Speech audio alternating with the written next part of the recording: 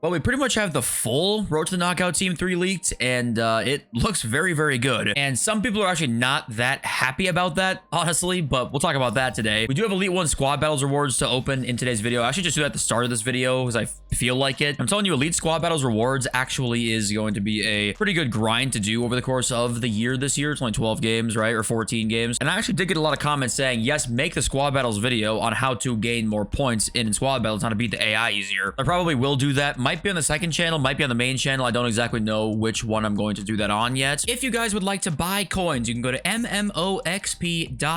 There will be a link in the description. They are the cheapest and safest option. You can use my code JFC at checkout for a 5% discount. We got that to talk about. Also, 100k packs in this video as well today will open. And player of the month look like they are going to be absolutely insane for the month of September for most of these cards. That's a walkout in a mega pack we will take. Striker.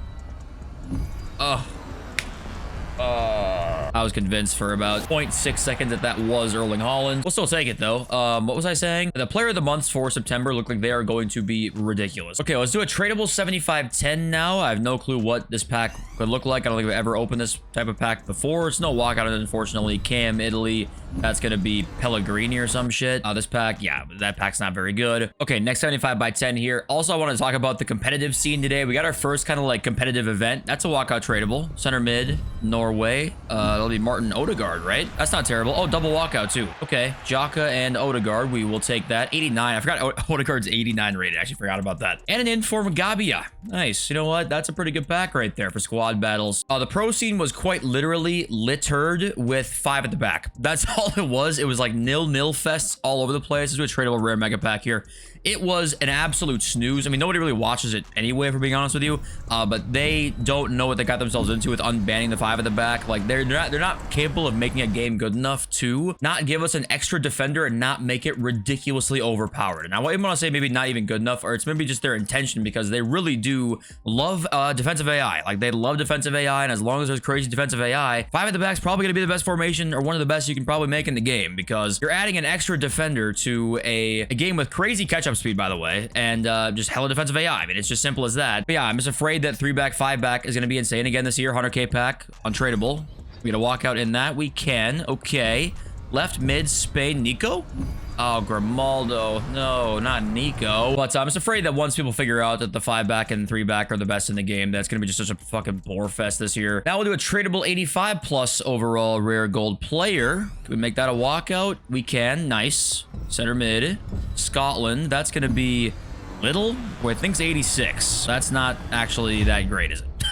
Yes. I mean, 7,000 coins, whatever. I mean, it's not anything crazy. Now we got a guaranteed at least 10k here, and if this is Vinicius, I will get the R9 haircuts. Let's see. Walkout? It's not. So it's not Vinny. It's go. Wait, is it any team of the week player? Not even the current one? Never mind. Muslera is in this team. Okay, well, never mind. But we did get that same max SBC that we talked about yesterday, and he's actually, listen, he's not great, but he's actually okay, because I think that 75 shot isn't horrible this year. I know it's not great, but shooting is just better this year as is. The passing is actually what I'd be more concerned about. Only 78 short pass is a bit tough there. He's going to be a dribble god, and that's kind of it, to be fair. He can do the trickster fake shots, so that's a good thing. People are loving those this year, and I like them too. But I just don't think he's going to be probably worth your fodder. I just say wait. We got more SBCs coming. We're going to talk about in this video, obviously. We have a ton of them, so yeah. Okay, let's take a look at the leaks that we have got right now. If you guys missed the last video, we did already get a few leaks for the team too. We're going to go over them right now very quickly in case you missed it. Then we'll get into the new ones that we have got. So Garnacho is leased to be in the team. Paulo Dybala's next. That's going to be a fantastic card as well. We've got Araujo. Stats are obviously just predictions, but that's been kind of causing some controversy actually, is the stats themselves. And Malo Gusto there was leaked like many days ago actually. The first one we got leaked with Bradley Barcola, and I was like, okay, that kind of makes sense with the promo so far. Not an overabundance of like the insane players, but then the next one was Virgil van Dijk. So Van Dijk's in the team, and obviously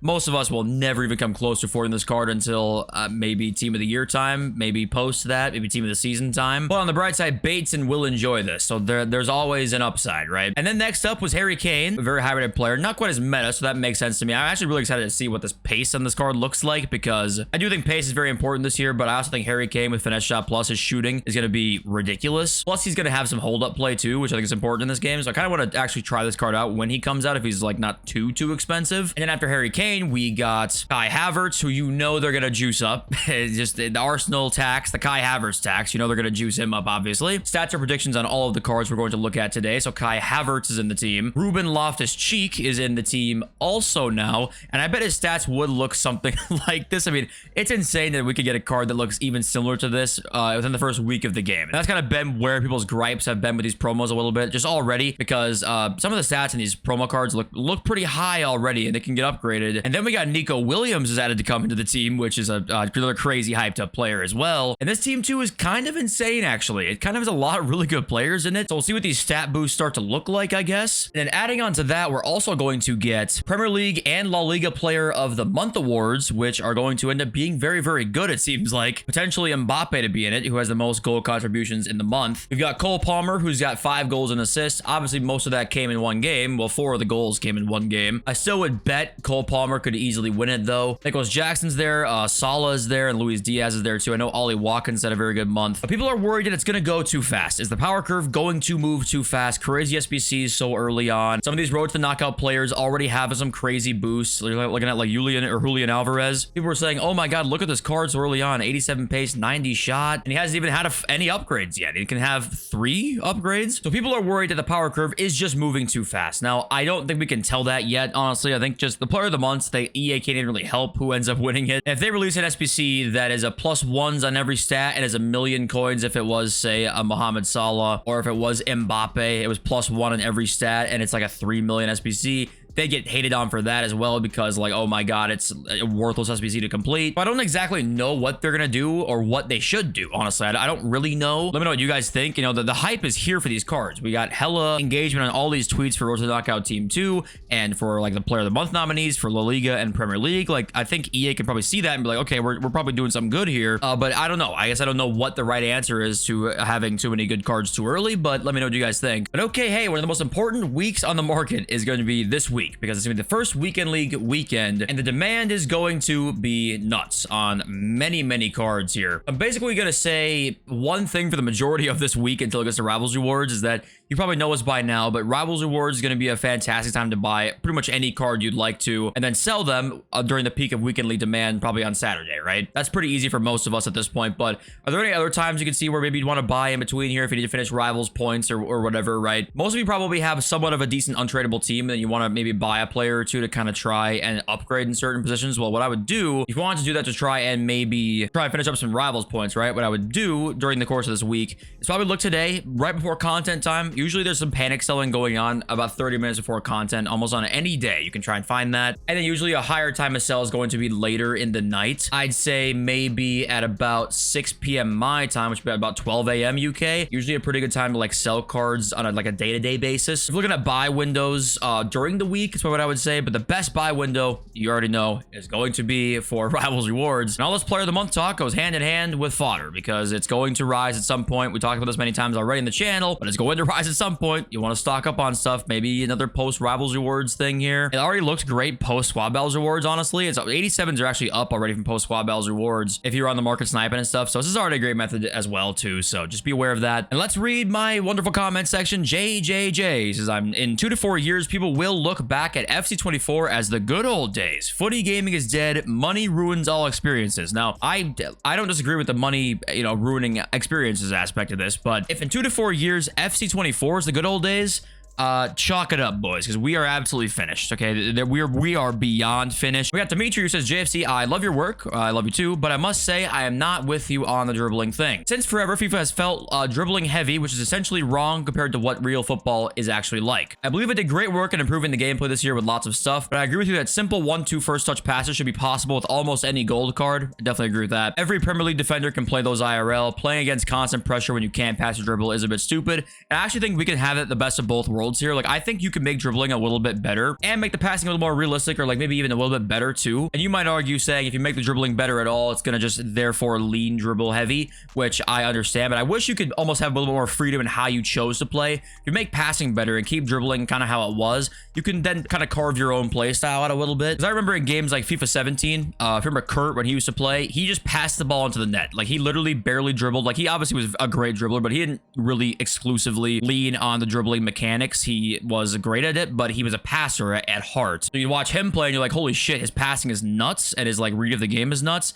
And then I was like a dribbling merchant. Not to compare myself to Kurt, he was obviously a fucking pro player, but there's just different play styles. And I kind of wish that they wouldn't like force you more into one than another one. I feel like we could have it both ways. And I think that would be really fun, honestly, to have it both ways. I feel like most years it isn't both ways. I feel like a year where you could get it both ways would be pretty awesome. And this is Mark Mack saying, if you felt the responsiveness of the futties players in 24 was good, then there's your answer. Cards feel slow and sluggish now because the power level is low. As the year goes on, they will get quicker and more responsive, which is really how it should work, because it makes no sense to have an 82 card have the same response and handling as a team of the year.